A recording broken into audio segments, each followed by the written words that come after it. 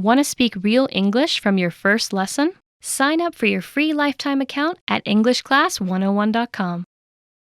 Hi everybody, welcome back to Know Your Verbs. My name is Alicia, and in this lesson, we're going to talk about the verb give.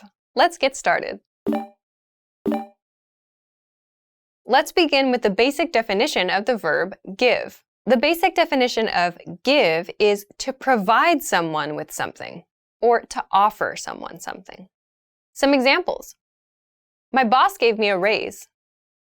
Please give her this letter. Now let's look at the conjugations for this verb. Present, give, gives.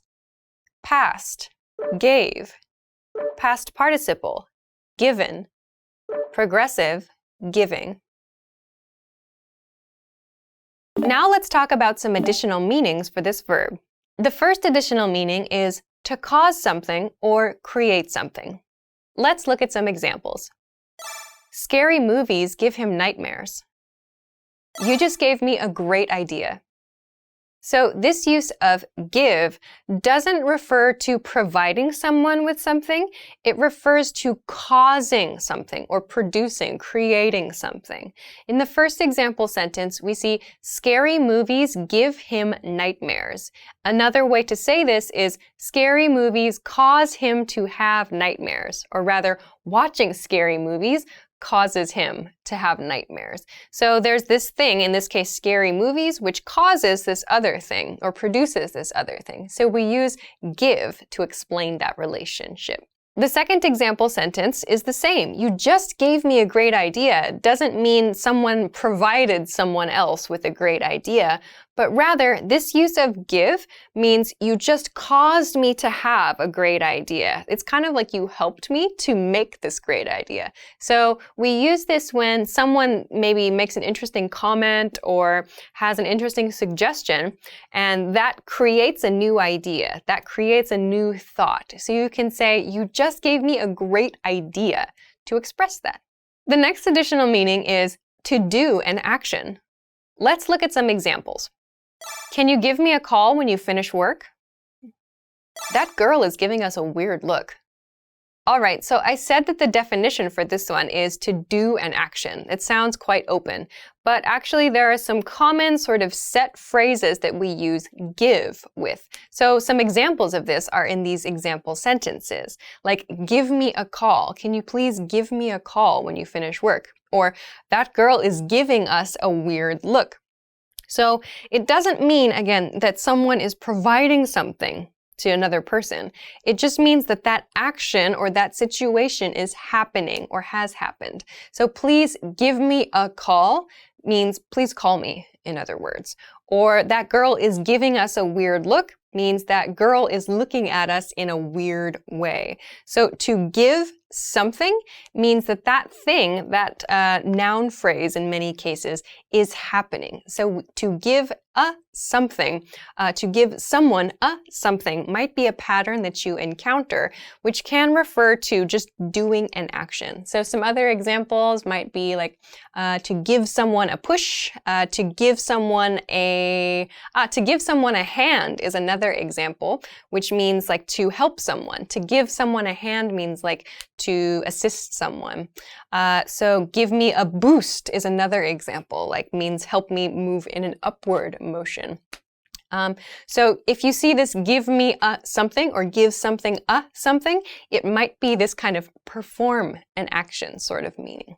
The next additional meaning is to loosen or become relaxed under pressure. Some examples. Be careful, the wall looks like it's going to give. The bridge gave under the weight of all the cars. So this use of give is related to pressure and related to like stretching or breaking or loosening or relaxing in some way. The first example sentence is about a wall. The wall looks like it's going to give. So imagine a situation where you're leaning against a wall, maybe on a construction site or in an old building, for example. If you're leaning against a wall, an old wall, and someone says the wall looks like it's going to give, it's like the wall appears to be about to break. So this, if the wall is perfect in this situation and a person puts pressure on the wall breaks, we use this give to talk about this happening. So the wall gave. The wall looks like it's about to give, so that means it's going to give. That's how we would express this sort of thing. We could use break. We could say the wall looks like it's going to break or maybe fall, but give is another way to express that. The second example sentence shows us a similar situation. This time it's with a bridge, and we see the past tense use of this verb. So in this case, the bridge gave under the weight of the cars means the bridge broke, or the bridge maybe was damaged because there were so many cars. So here, the bridge gave is in past tense, which refers to the bridge kind of losing its structure because of the weight of cars. So if you see the word give paired with something like construction, building, infrastructure related, it might be related to this meaning. We don't only use it, that was bad. We don't use it only with construction or buildings, however. We can use it for fabrics as well. So like a shirt, for example, or something that stretches easily. So we can use give to talk about that kind of relaxing or stretching of materials. So keep an eye out for this when you're reading. Okay, let's move along now to some variations with this verb. Let's look at the first variation. The first variation is to give up, to give up. There are two meanings to give up. Let's look at the first one. To give up means to stop trying. Some examples. Give up. She's never going to go on a date with you. We gave up trying to plan a summer party. So both of these examples show situations where someone should or maybe will stop trying to do something. So in the first example sentence, give up, she's never going to go on a date with you means stop trying. So stop trying to convince this girl to go on a date with you. Give up. The second example sentence, we gave up trying to plan a summer party means we stopped trying to plan this thing. We stopped trying to make it happen.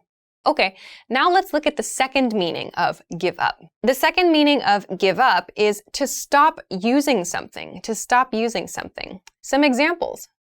I'm trying to give up cigarettes. She gave up sugar last year.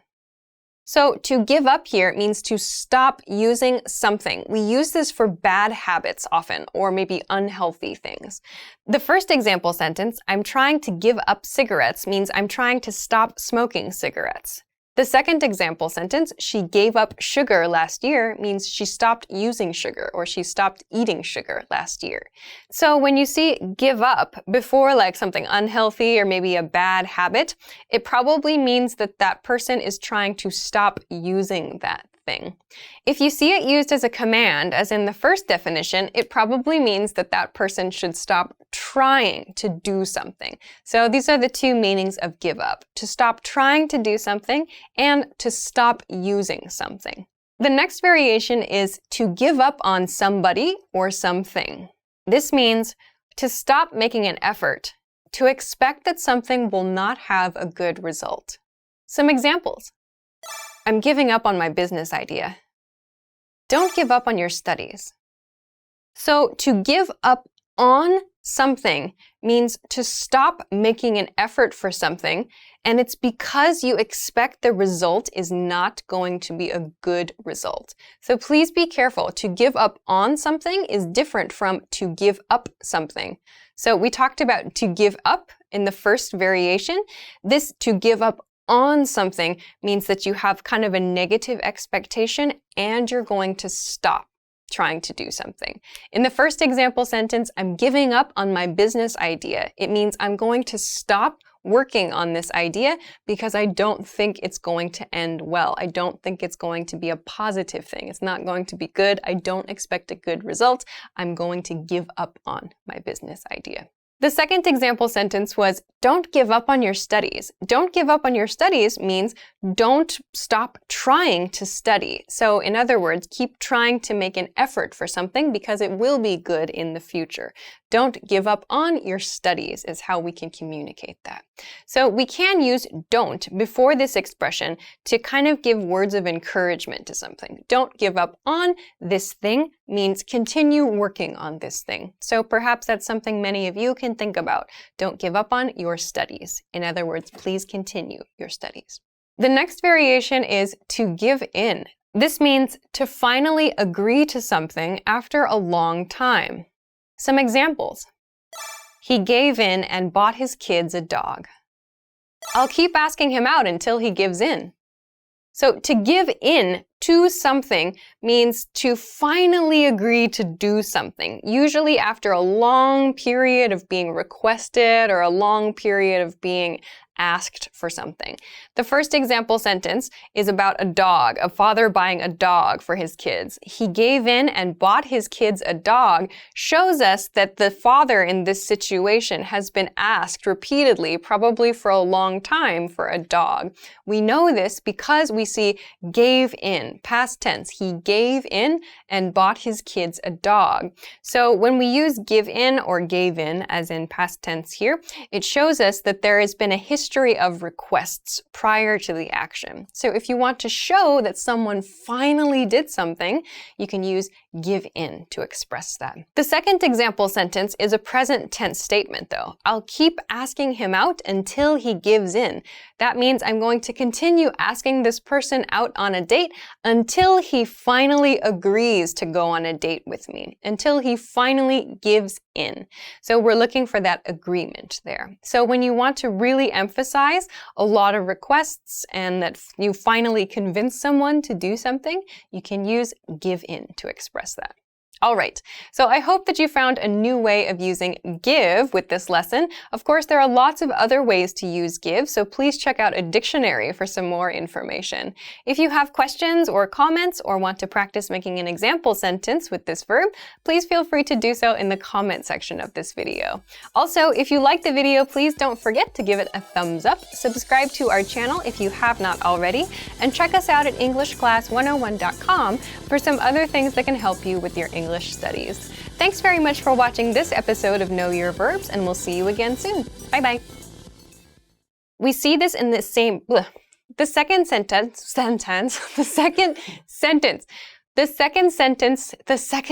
okay.